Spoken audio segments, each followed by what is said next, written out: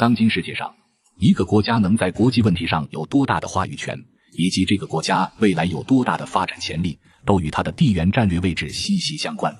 地缘战略位置不好的国家，无论如何折腾，最后都会是事倍功半，竹篮打水一场空。其中最典型的国家就是德国。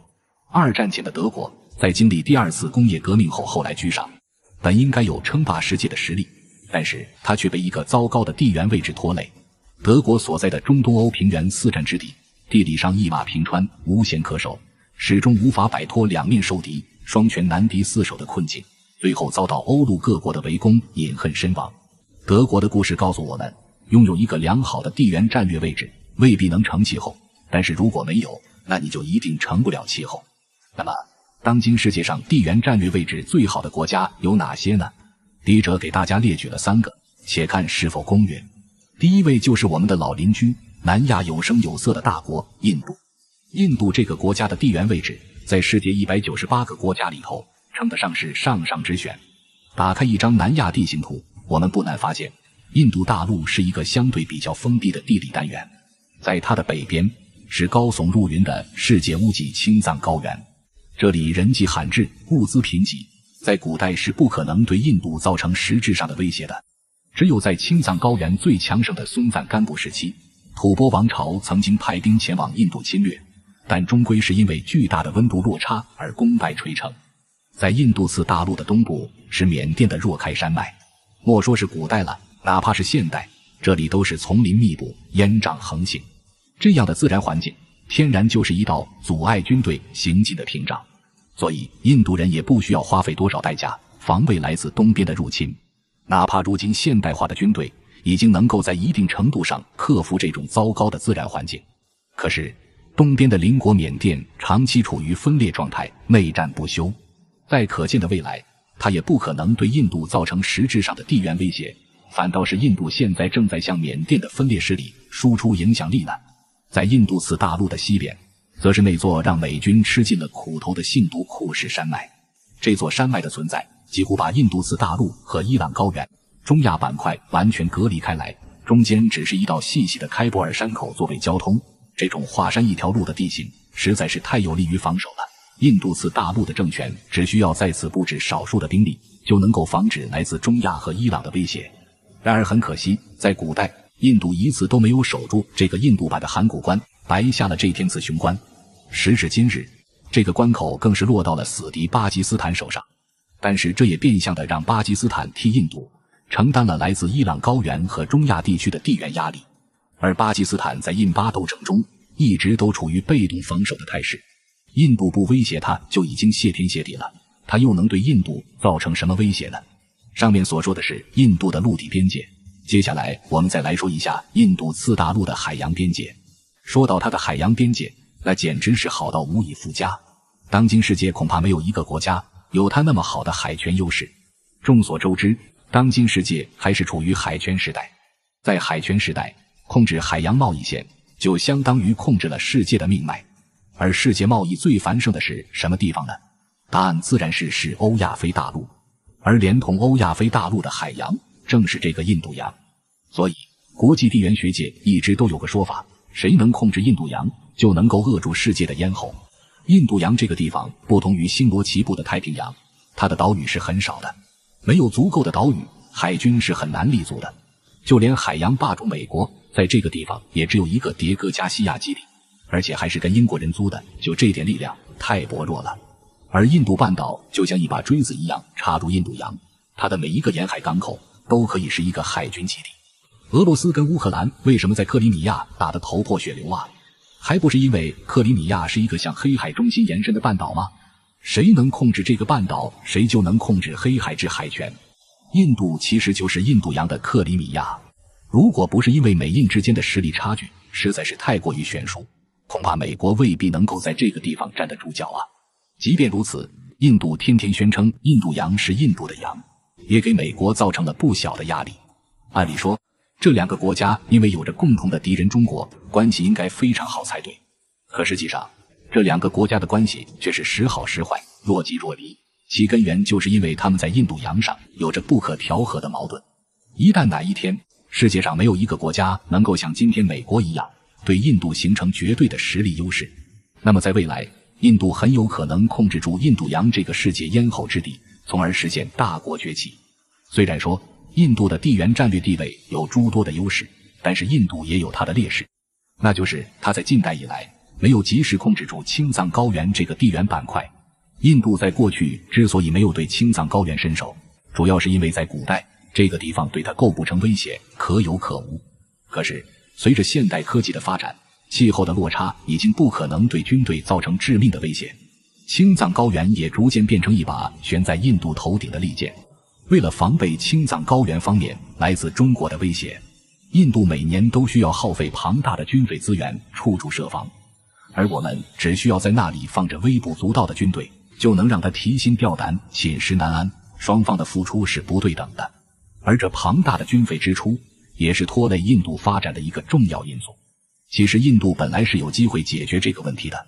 印度比我们早建国2年，如果在1947到1949年这2年时间里，尼赫鲁等人能够抓住机会，在新中国成立前拿下喜马拉雅，那么今天中印边境恐怕就是另外一番模样。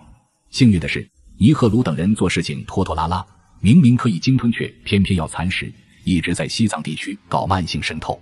结果没成想，我们这么快取得了解放战争的胜利，快刀斩乱麻解决了西藏问题。正因为失去了青藏高原这块地缘板块的制控权，所以印度虽然拥有令人艳羡的地缘，但也始终发展缓慢。比印度地缘位置更好的是位于中东安纳托利亚高原的土耳其。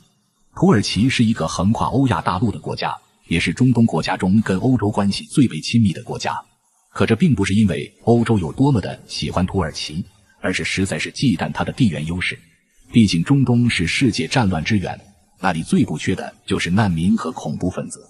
要是惹毛了土耳其，人家把恐怖分子和难民一股脑的放过去，那就够欧洲吃一壶的。所以土耳其是凭借它独特的地位，拿捏住了欧洲的七寸，让他们不得不从。除了欧洲这个冤大头之外，美国与俄罗斯也是土耳其的。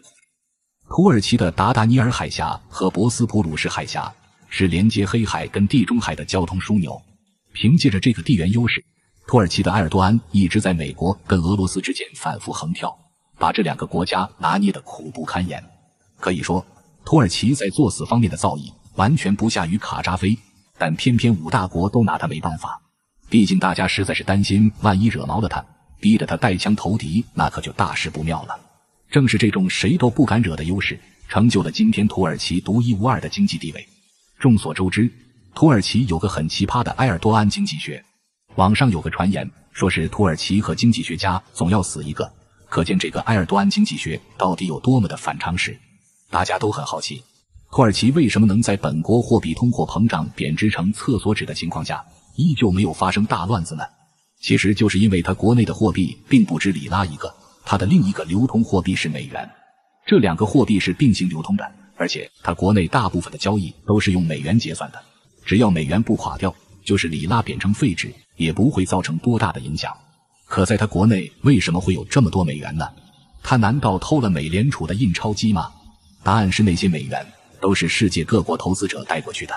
由于它的地理位置太好，就连美国这样的国家都不敢拿它怎么样，安全上有保障，适合干一些其他国家不好意思干也不敢干的脏活，比如洗钱和避税。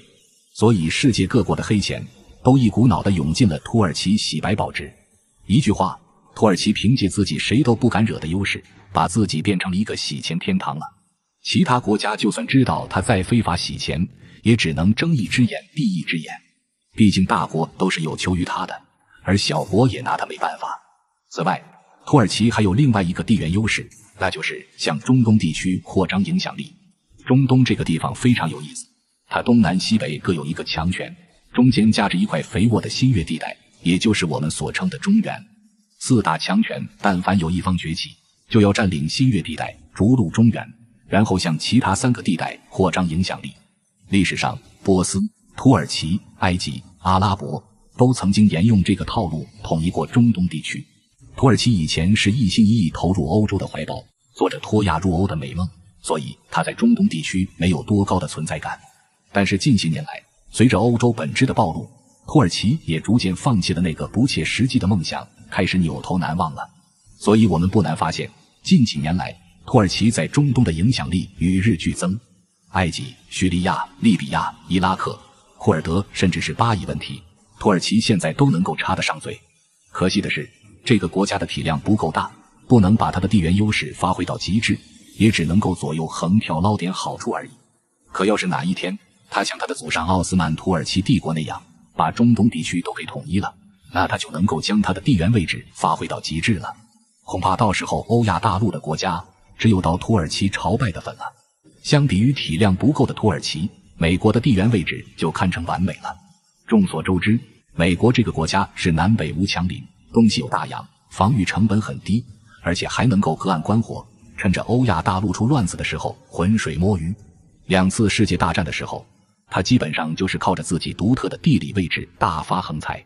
最后还不费吹灰之力把胜利的果实收入囊中。更绝的是，美国这个国家虽然有岛国置身事外的优势，可却没有岛国资源贫瘠的劣势。由于美洲大陆各国长期活在老美淫威之下，所以美洲大陆的资源基本上可以看作是美国的资源。一旦事有不济，美国关起门来照样可以过日子。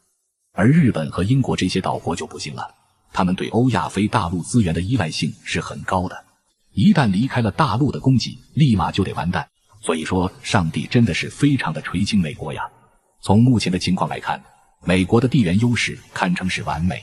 可是世界上又有什么东西是真的完美的呢？从哲学的角度来看，事物是对立存在的。如果某样东西是完美的，那就意味着它没有对立面存在呀，这是不符合客观规律的。笔者认为，美国的地缘优势在某一天也有可能转化成它的劣势，因为孤悬海外虽然可以让它置身于欧亚非的纷争之外，但如果哪一天欧亚非大陆实现了大联合、大团结，那美国的地位就会变得很尴尬了。因为相对于主体大陆而言，它美洲大陆是个孤岛呀。至于会不会那一天，我们姑且拭目以待吧。